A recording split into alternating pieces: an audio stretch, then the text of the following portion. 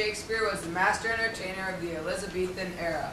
Writing 38 plays in less than 20 years. A phenomenal amount of work in a very short time. The population of London in 1600 was about the same size as Saskatoon today. Which makes for some very interesting comparisons. Shakespeare's Globe Theatre held about the same number of people that TCU Place holds today. 2,000. Imagine the star power of an act that could fill our theater today. 7 days of the week for countless weeks before a break.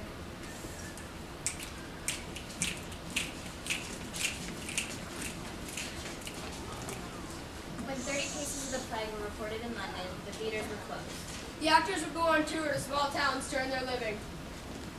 In 1618, the Puritans overthrew the monarchy. They believed theater was improper entertainment, declared it illegal, and closed all of the theaters. For the next 18 years, if you were caught performing or watching a play, You were a criminal.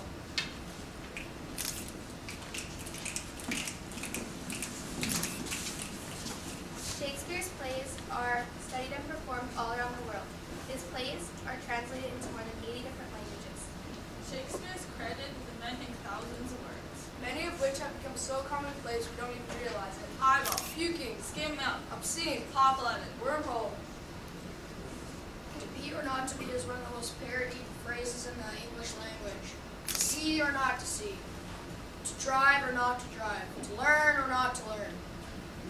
Shakespeare is full of common phrases. Sometimes we speak Shakespeare's words without realizing it. The game's afoot. We band with brothers. Heart of gold. Fight fire with fire. Wild goose chase. Knock knock. Who's there? While Shakespeare's plays are wonderful vehicles for education, his intent was for them to be performed live by actors. Shakespeare was first and foremost a great entertainer whose legacy has been left for generations to enjoy.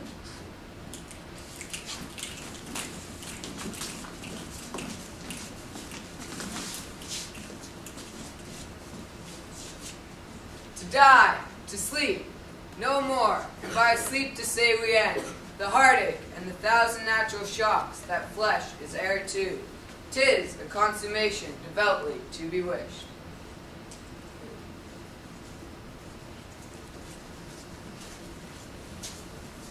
Oh, pardon me, thou bleeding piece of earth, that I am meek and gentle with these butchers. Thou art the noblest man that has lived since the tide of times. Woe to the hand that shed this costly blood. Over thy wounds now do I prophesy, which like dumb mouths do ope their ruby lips, to beg the voice and utterance of my tongue. A curse shall light upon the limbs of men, domestic fury and fierce civil strife shall cumber all parts of Italy. Alas, poor York, I knew him Horatio, a fellow of infinite jest and most excellent fancy. He hath bored me on his back 1,000 times, and now how bored my imagination is. My gorge rises at it. Here hung those lips that I kissed I know not how oft. Where be your jibes now, your gambols, your songs, your flashes of merriment that will want to set a table on Aurora? A pound of flesh, what's that good for? To bait fish withal. If it will feed nothing else, it will feed my revenge. Laughed at my losses, mocked at my gains. Scorned my nation, thwarted my bargains.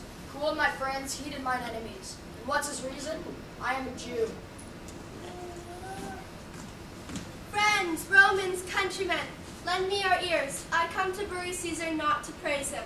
The evil that men do live after them. The good is oft interred with their bones. So let it be with Caesar.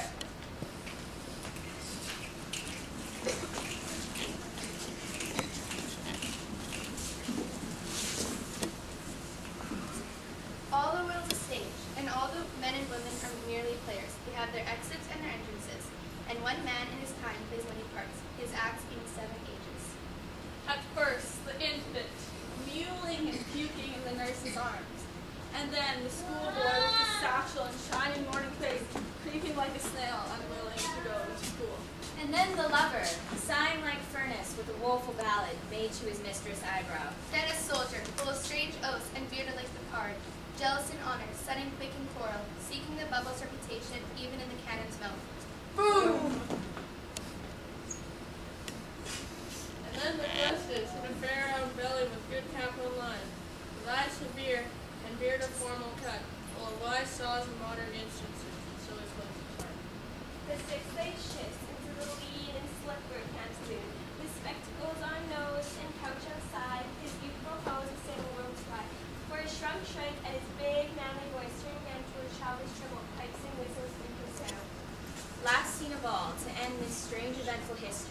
is second childishness and mere oblivion.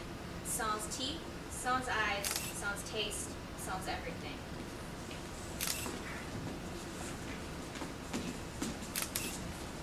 O Romeo, Romeo, wherefore art thou, Romeo? Deny thy father and refuse thy name. Art thou will not be but sworn, my love, and I'll no longer be a Capulet. 'Tis but thy name, that is my enemy. Thou art thyself, though not a Montague. All the world's a stage, and all the men and women merely players. They have their exits and their entrances, and one man in his time plays many parts, his acts being 7 ages. First the infant, mewling and puking in the nurse's arms, and then the whining schoolboy with the satchel and shining morning face, creeping like a snail and willingly to school. And then the lover, sighing like furnace with a woeful ballad made to his mistress' eyebrow. And then a soldier, both strange, jealous, and bearded like the bard, jealous in honor and sudden and quick and cruel, seeking the bubble's reputation, even in the cannon's mouth. And then the justice in a fair round belly with good cap on line, with eyes severe and beard of formal cut, full of wise saws and modern instances, and so he plays his part. The 6-8 shifts, into the lead and slippered pantaloon, with spectacles on nose and poach on side, his youthful host well saved, a world too wide for a shrunk shank, and his big manly voice turning again in childish treble, pipes and whistles in his sound. Last scene of all, to end this strange eventful history, is second childishness and mere oblivion. Sans teeth, sans eyes, sans taste, sans everything.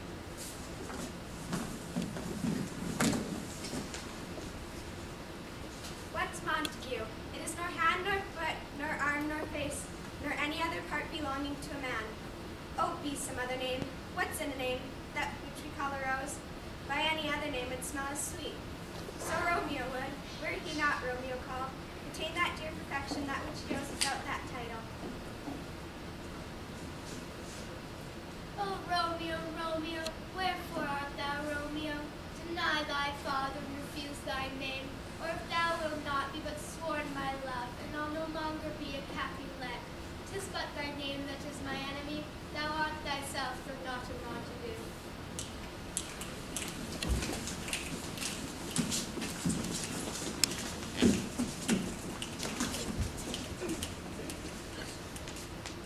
If we shadows have offended, think but this and all is mended, that you have but slumbered here, while these visions did appear, and this weak and idle theme, no more yielding but a dream. Gentles, do not reprehend, if you pardon we will mend.